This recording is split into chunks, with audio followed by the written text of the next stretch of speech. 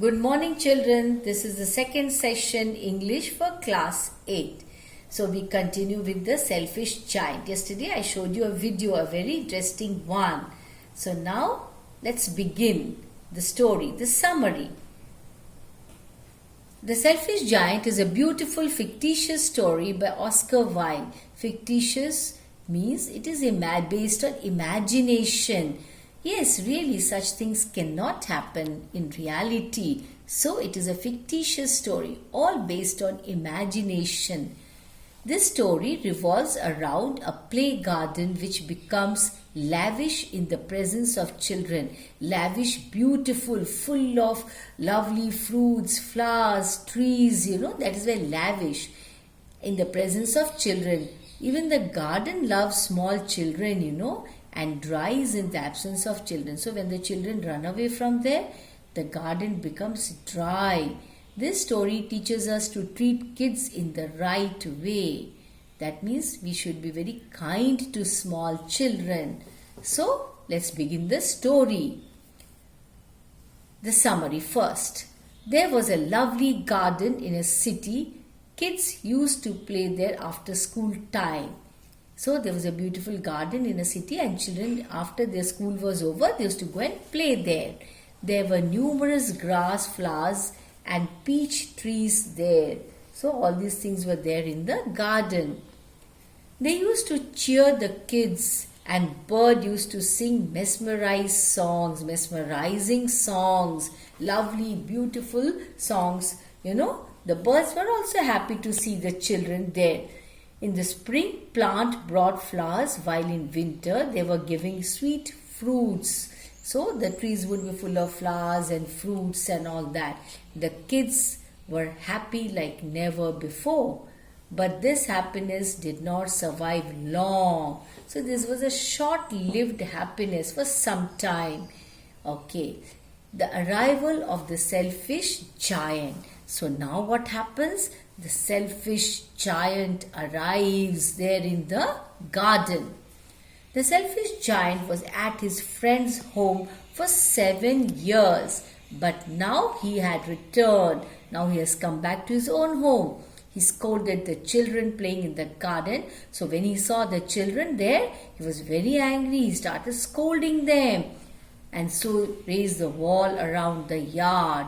So the height of the wall was increased. Why? So that the children could not come and play in his garden. That is the reason he did that.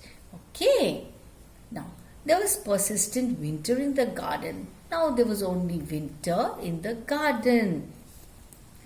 The trees, grasses and birds were set as they were very unhappy, and there was no one to hang around there. So twigs and listen to the birds' songs. Trees stopped blooming and bearing fruits while the birds stopped singing. Now the spring came in the whole country. It was the season of spring. But here it was winter in the giant's garden. It was winter. Now the spring came in the whole country, but it did not enter the giant's garden. You know why? As a result, there was still winter. Once a flower raised his head, he saw the notice board by the giant and retracted back. Children not allowed. So that flower, by mistake, it had peeped out, raised its head, and then it went back, Let us see what happened after that. Restless giant. Now the giant was restless. He did not understand the cause of such a long winter. He was wondering, why is it winter in my garden? The snow had covered the grasses with white sheet and frost had painted all the trees with silver color. So there was frost and all over the trees. Frost and snow. Only frost and snow, and there was north wind. North wind means very cold, chilly winds that blows from north. Winds from the north roared throughout the garden with that terrible sound, with that noise it was roaring in his garden, North winds brought hail to the garden. Hail broke all the chimney and the roof slates because it falls with great force and pressure. the arrival of spring in the garden. Let us see.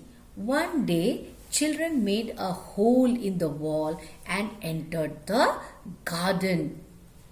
Now the spring came. Birds started singing. The giant woke up. He had not heard songs for a long time because it was winter. Birds were not singing. Birds chirping felt like king's musician to him. That made him happy. The giant woke up and looked out. He looked out of his window. He saw children playing in the garden and trees welcoming the kids by lowering their twigs. Twigs are those narrow, small branches are called twigs. The giant understood why spring came so late. He understood because children were not there in his garden, so it was still winter. He saw a kid in the garden alone trying to climb the tree. Frost and snow were still there on that tree, on the branches. But the kid was still too small to climb. He could not reach the branch of that tree. The giant approached secretly. Quietly, he walked up to the kid from behind and helped the kid to climb.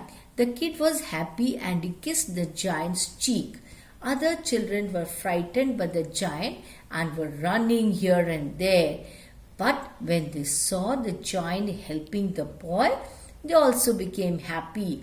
The giant asked the kid to stay and broke the wall. So the giant understood that now I have to break the wall, otherwise it will again become winter in my garden. So that is the reason he decided to break the wall. So children, what an interesting story, isn't it? Did you like the story? Yes, I liked it very much. So, this story tells us so many things. First and foremost, what does it tell us? It tells us that we must love small children, Small children, it is said that they are like God, Why? They are so innocent. They do not know. They know only what is correct. The truth they know. They do not know. They are so innocent. They do not know the wrong things. They do not indulge in any wrong doings. Why? Because they are innocent. See here, nature also becomes happy on seeing the children. But when they were not there, what happened to the garden? Then nature also became sad and it stopped bearing flowers, fruits and all that, and there was only frost and snow all around. What does this show? That without children, nature became unhappy. Yes, why did that happen? Because the giant drove the children away and he constructed a big huge wall so that the children could not come to his garden. See, so what does this show? It shows us, it tells us that small children are like small gods, So you must treat them. How? With love and affection. And small children, they are so innocent. They understand only the language of love and affection. If you are harsh to them, they become so frightened, like it happened in the story. If you are harsh to them, if you scold them unnecessarily, what will happen? They will run far away from you because they are so innocent, So treat them well. They are small, innocent children. Treat them with love. Treat them with kindness. And that makes them so happy. If children are happy, see here, nature is happy. If children are happy, we all will be happy. We all love to see small children, bubbling with joy, running around with happiness, playing. Because that age is such, they are small, innocent children. Small children always, you see, they love playing in parks and gardens, especially after that hectic day in school, carrying those big fat school bags, Actually, they eagerly wait for that time. Which time? For evening, to go out and play in the garden, to enjoy with their friends. So, we must also love to see that, we must also derive enjoyment from their enjoyment. So we must love small children. Treat them with love, care and affection. Thank you.